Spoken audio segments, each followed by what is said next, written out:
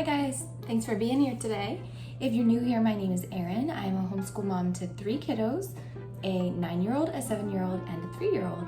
And today we are going to talk about some of my favorite activities and things to do with the tiny one while we're doing school with the olders.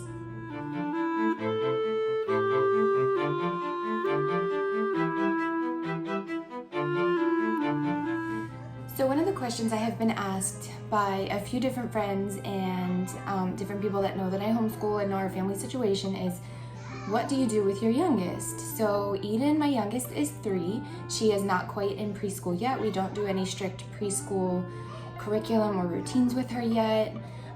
I do in the next couple weeks plan to come out with a video that explains what I plan to do with her next year. She will be turning 4 at the end of this year, so her birthday's in October, she will turn 4. But as of right now, I do not do anything strict with her as far as preschool lesson plans. I just feel like at this age, it's about kind of enjoying the journey of learning to love learning. And so that's what we focus on with her, and she does join in a lot of our group family subjects, and we do a lot of things outside of school days as well that she is involved in. But today I just simply wanted to hop on and talk about some of my favorite activities that she can do independently while we do our strict book work. Some of these things we do together, and then some of these things the older kids kind of do with her that can kind of help out if I have a lesson to do with one of the other kids. So let's start with some of the independent activities. So these are things, a lot of these are things that I have had for years that have worked for every single one of my kids. Eden, my youngest, she's a pretty independent toddler. She does like to sit with me and cuddle with me when she gets tired, but for the most part, she honestly entertains herself a good portion of the day. So again, this works for me, this works for my family, for my kiddos. May not work for yours, but I think a lot of these are worth a shot if you need something to entertain your toddler or youngster while you're maybe doing some school or trying to clean or something with your older kids. So the first one I want to talk about is just simple watercolor paints. So you can pick these up anywhere, Walmart, Hobby Lobby, Target, really anywhere that you go that sells art supplies or school supplies, you will be able to find these very inexpensively. Amazon. So once I get her set up, get her a little jar of water and her paintbrushes. Sometimes she does request that I print out fun character pages for her. Otherwise, she will do this for a while on her own, a good 45 minutes. So you get a couple things done in there. So that's my first fun tip or activity that we do. And then she also really enjoys the paint with water books, which is also a great option if you don't want to get any sort of paints out. Just get a jar of water and the book, and they open it up, and there's pages that they can paint again and again simply with water, and then the colors show up. I'm sure you all have seen them, but she was gifted one for her birthday, and she has done it over and over and over again. She loves it. The third one on my list is a bead kit. So obviously with beads, you have to be careful because there are small pieces. So you need to be the judge of that, whether that is something that could work for you or not. Eden is very good as far as putting things in her mouth. It's not something that we have ever had an issue with her. So she likes creating these little tiny bracelets. Now, of course, she does need a little bit of help sometimes from me, but for the most part, she will sit and she will entertain herself with making little bracelets for Nana and Granny and her friends, and it's the cutest thing. So that's a good one. They can also get practice with colors and hand-eye coordination, threading the beads. That can be things that are really beneficial for them as well. And then another one is Picasso tiles. So this is one, and I did bring a few of these things up. Some of them I did not bring out, but I did bring some. I'm sure, again, that most of you have seen these. We have gifted these, we have had these for years, but they're simple little magnet tiles, and you just create numerous things with these. And all of my kids, my husband and I, we have had so much fun with these. So definitely worth investing in these if you do not have a set. You can find these on Amazon. probably Walmart and Target as well. And you can get different brands. There are different brands. We have the Picasso tiles, but I believe the main brand that started this was Magna Tiles. I could be wrong on that, but that's another one that's coming to my mind. And then we also have Kinetic Sand, which again, most of you probably know what Kinetic Sand is, but I tell you what, my mother-in-law was the first one to buy this for the kiddos, and year after year, it has proven to be a winner in our house. For adults and kids as well. We have it in a few different colors. We have green, we have brown, we have pink downstairs, we have red, we have blue. You can get it in glitter, you can get it in all different sorts of colors. Amazon is where you can find that. And then just grab a bunch of really fun tools and yeah, they will just have a blast. We also use it with these silicone molds. These are animals, so the possibilities, the options with these are endless. Just grab some tools. We also put it in a tray, so it kind of cuts down on the cleanup. It's not super difficult to clean up, vacuums up well, sweeps up well, but it also keeps them entertained for a while. So honestly, I'm one that will be okay with cleaning up the mess later on if it occupies them long enough for me to be able to get a reading lesson done or a math lesson done that might require my attention more one-on-one with one of the older ones. So I'll totally take the cleanup later on. That's just me. I know not everyone, that doesn't work for everyone, and that's totally fine. But if you're okay with cleanup later on and you want something fun and this also is very it just is very relaxing and very sensory related. Try some of this. It's fairly inexpensive. You can get a smaller pack. You don't have to get the huge pack to start out with. Sorry if the camera keeps bumping. I have everything on the table and it's jumbling around. Another fun one for the toddler is this plastic build a flower garden. So she actually has 2 sets of these that she was gifted. So it comes in kit, and there are so many different options of these on Amazon. So this has a little base, and you just simply take the colored flowers, or you can use this base. You don't have to use this Lego looking thing. And you just build. So you use the little leaf petal as your base, and you stick it on, that's not the right one. Here, I'll show you with this. You stick it in those little holes, and then you just simply build a little flower up out of it, and it's just such a blast.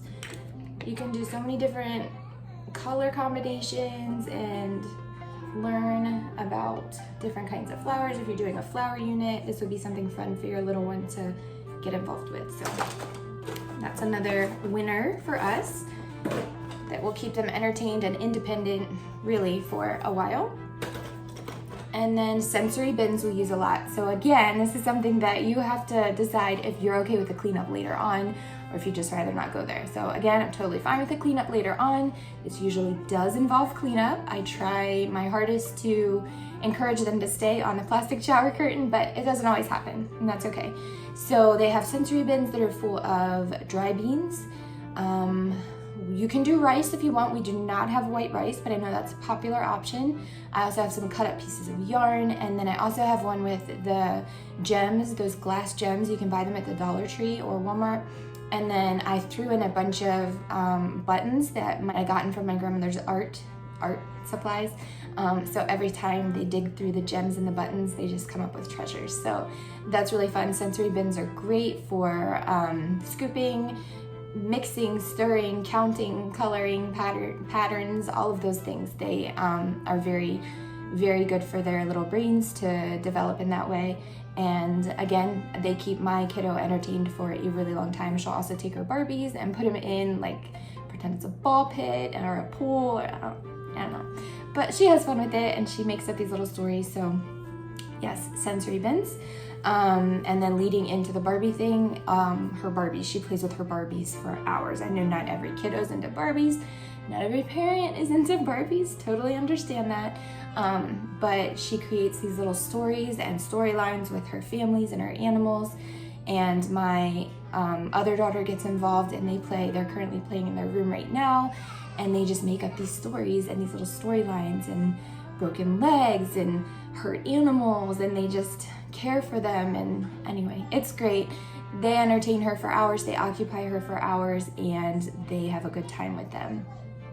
And then the last independent activity that she really enjoys is this large foam floor puzzle that I gave her for a gift for her birthday last year. And at first she didn't need my help with it, but now she can independently put it together all by herself. Takes her maybe 5 minutes to get it together, but she calls it her puzzle school. So these are great because the pieces are larger and there's not a ton of pieces, and once they accomplish it on their own, they feel so big and you can just make a big deal about it, and it's just good for them to be able to feel like they did something on their own. So that's another good one for us. And then a couple things I wanted to talk about right now were some things that I do with her one-on-one if she needs a little bit of time from me, or if I want to do something educational or a little more school related with her. Of course, we read some of her favorite books I brought out currently. This one's really cute. A is for Apple, and this is really neat because you can trace the letter with your fingers, and then it has a lift the flap. Some of her favorite books are lift the flap books. She calls them open-in books. So this is one of her favorites right now. And then this one was a gift from my mother-in-law. And this is just a really sweet, cute little book. And we go through this before bed some nights. And she pretty much has it memorized now. That's one of her favorites. And then these three go together. Both my girls love these. Sophie and Friends, Peekaboo Sophie. And I'm not sure, I guess because these pop up, some of them pop up, they don't all pop up, I don't think. But this one was from my mom, and my girls both enjoy this book so much. We've never had a Sophie the Giraffe, the little chewy toy, I'm assuming is what these, what character these kind of originated from. None of my kids ever had one of those, but my girls love these books. They're just full of bright colors and easy text and peekaboo, and this one's a touch and feel book, so it has lift the flaps, but it also has textures in it. So all of these different pictures have textures. So these are a current favorite for books. This one's also a touch and feel. There's just different textures on the pictures, and they love going through it and finding the textures, and then just reading the cute little story about Sophie and her friends. Peppa Pig is also a favorite. This one makes noises, so this would be one that obviously if you're in the middle of a reading lesson with another kiddo would not be ideal, but this is a favorite of hers currently. And then we also have Peppa's Storytime box, and this has a couple different books inside. They're really thin, really easy reads. Peppa Pig is one of her favorites, so she likes pulling these out. These are probably her favorite to read just with me. She asks me to read Peppa to her all the time. It's probably her favorite character. And then let's see. One other thing I do with her independently that she loves, and this is good for the older kids to get involved as well. My middle daughter will also help her with this a lot. And we gave her a subscription to KiwiCo Koala Crate for Christmas. And it's the yellow box, and she gets so excited every time a new yellow box comes. And these are really great because each box has a different theme. There's activities inside, there's crafts inside, there's little books. There's really, really great for younger ones to feel really excited about learning, even though they don't really know that they're learning. It's a good introduction to early learning because it's fun, it's colorful, it's creative, and everyone can get involved with it. And then the last tip that I have, she also does have some tablet time. I know that's questionable among parents and friends of mine even, but I am not opposed to some screen time, technology time. I do think there are benefits to knowing how to navigate devices safely and effectively, because I do feel like they will need to know how to operate these things safely for the rest of their lives. So She does get tablet time. It's not all day, every day, because she honestly does a lot of these other things for a lot of the time. Of course, you have to decide for your family what you choose to do with that. But for a long, long time, I struggled with feeling guilty about that. And I just wanted to let you know, it's completely okay. There's a lot of things that they can learn from the different apps, the different YouTube videos. Blippi has tons of learning videos. But yes, there are a ton of educational videos and apps that they can play on. And even if you just need a break, like, it is okay. I read somewhere once that this time of life is so short, and it's okay that there's a little bit of time. Some days will be more than others, but it'll be okay. They'll be fine. As long as you're doing other things with them, they're not sitting on their tablet all day, they're not becoming mushy in their brains. And if any of you know Eden or have seen Eden in any of the other videos, she's definitely not mushy.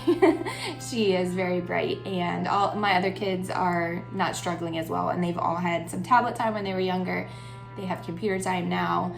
And again, not trying to make anyone feel guilty that may do this differently. Again, you have to make the own choice for your family, but I personally wanted to just hop on and say it is completely okay for your child to have a little bit of tablet time. Take those things into consideration, as you may have a youngster that you're trying to occupy while you're doing some school with some older kids.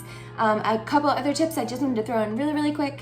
If you're having an off day and things aren't working, they don't want to be independent, they just really are struggling, pull them up into your lap, have them color in front of you while you're reading to another one. Feed them. Snacks are like number one tip for any mother, no matter what you're doing. Feed your child a snack and get something that's gonna occupy them for a while. Like, give them a bowl of Cheerios or Fruit Loops and have them string them on a string before they can eat them. And they'll like wear it as a necklace, and that'll occupy them for a while. But just give them snacks, give them something, and that'll get you maybe 10 minutes of time. Switch out your environment, change your environment, switch rooms if possible. I know this isn't ideal for everyone, but we do some of our school in the kitchen in the morning, and then we go downstairs. So it changes up the environment. There's different things in different rooms. Sometimes they just get a little bored and they need to move to a different room. Go outside if you're able to. Take some of these activities outside with you while you finish up your lessons with the other kiddos. So yeah, that's what I have for today. That's what I do with my toddler while I am doing school with the other ones. And these are also things that we do while we're not doing school. So if I have to cook a dinner, if I have something that I need to do, any of these things will keep her occupied for a little bit of time, and the olders can get involved with any of these as well. So thanks for being here. If you watched all the way to the end, if you have any further tips, go ahead and feel free to comment down below. If you have any questions about anything I've mentioned, please don't hesitate to ask. I am happy to help, and we will talk very, very soon. Now, 3, 2, 1, go! Bye, guys!